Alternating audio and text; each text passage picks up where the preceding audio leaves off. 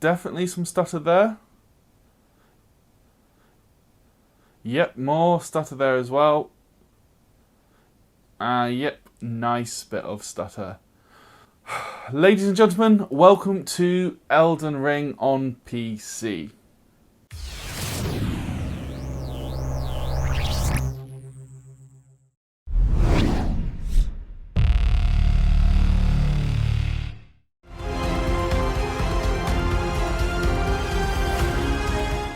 Alright guys, Dominic here for Kit Guru, and yep, that is right, today we are checking out Elden Ring on PC, testing a bunch of GPUs in this new game, and giving you the lowdown on PC performance. Unfortunately, as I am sure many of you saw over the weekend, the news is not good, but we're going to break it all down for you and tell you everything you need to know in this video. Getting the basics out of the way then, Elden Ring is of course the latest title developed by From Software, the team behind the very popular Souls series, with all of their games using a proprietary in-house engine.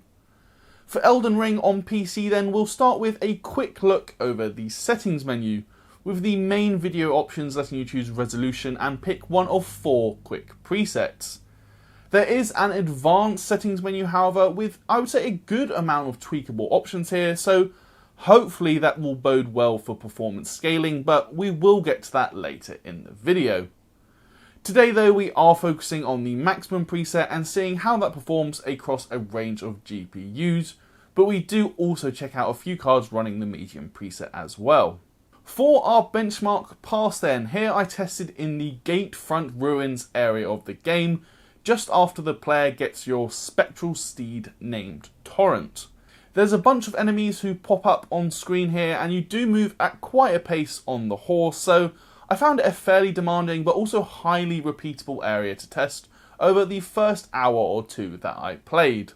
As for the rest of our test setup, all of our benchmarking was done on our brand new GPU test system powered by MSI.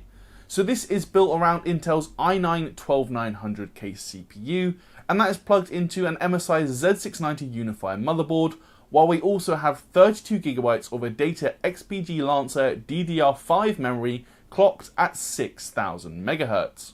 All of our testing as well was done on the MSI MPG321URQD monitor.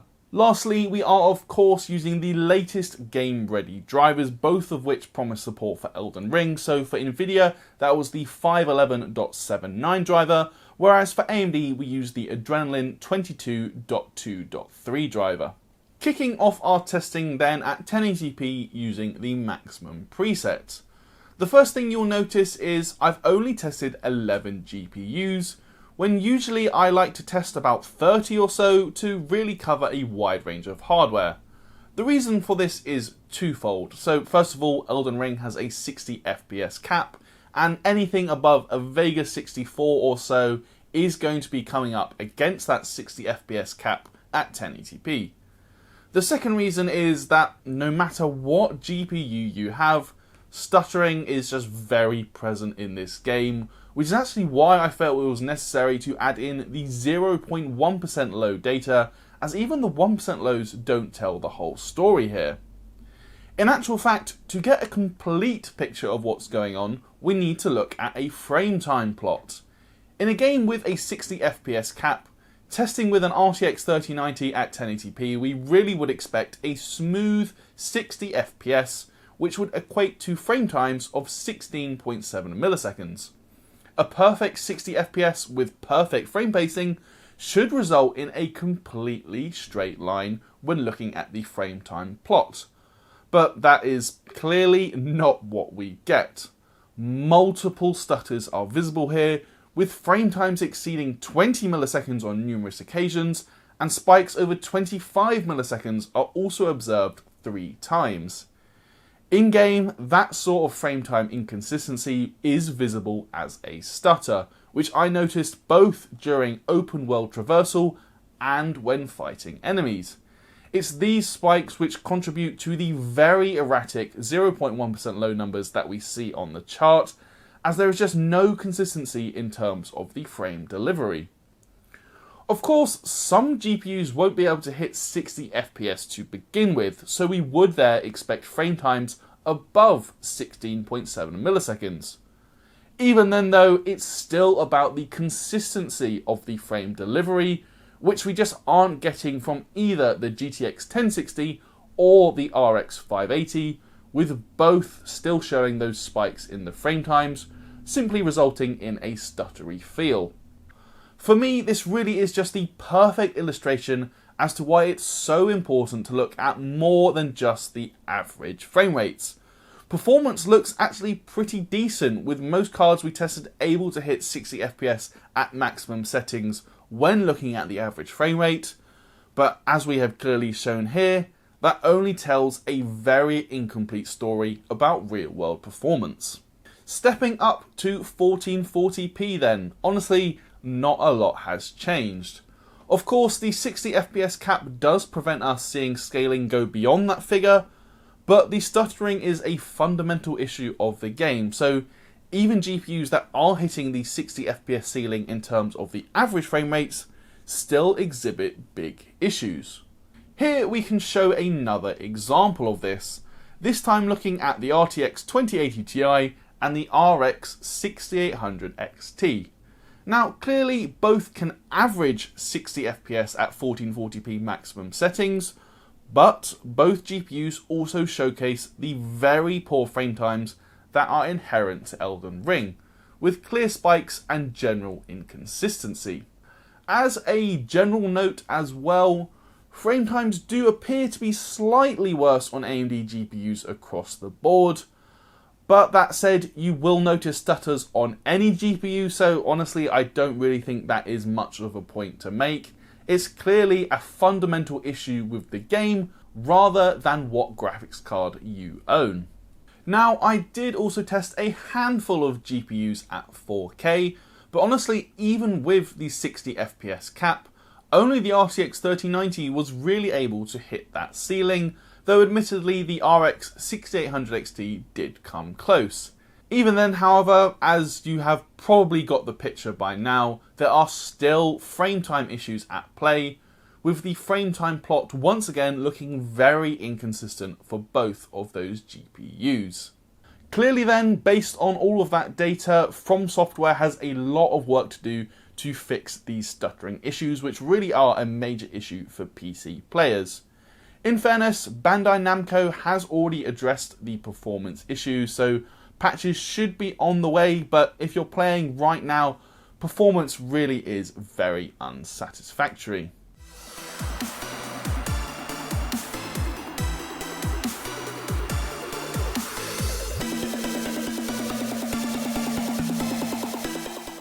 Moving on though, I do also want to take a look at preset scaling in Elden Ring. So as we mentioned earlier, there are 4 quick presets that you can access in the main video settings. So we've got low, medium, high and maximum. To test these, I used an RTX 3050 at 1440p. So that ensures we are staying below the 60 FPS cap to get a proper idea of the differences made to performance when switching between these presets. In short then, scaling clearly isn't wonderful, though it also isn't non-existent. Dropping from the maximum preset to high, for instance, boosts performance by 14% on average, while we see a further 10% improvement to the average frame rate when using the medium preset. From there, the low preset nets another 14% boost to performance. Just to clarify as well, simply switching over to low settings isn't going to fix the frame time problem, as evidenced by this frame time plot. Yes, the frame times are generally lower when using the low preset because the frame rate has increased, but there is still a very clear lack of consistency in terms of the frame delivery. As one final piece of evidence to prove that, I also tested a handful of GPUs at 1080p using the medium preset. We can see here that performance of both the RTX 3050 and the RTX 3090 is basically identical, with both cards easily hitting the 60 FPS cap, but both cards also still show the 0.1% lows lagging behind.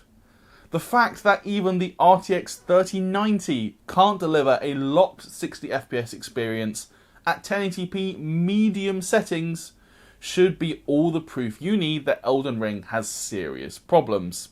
It's not about the GPU you are using, but it's down to the game itself. So that is it for the performance data in this video, and as we have shown, there is clearly a lot of work to be done.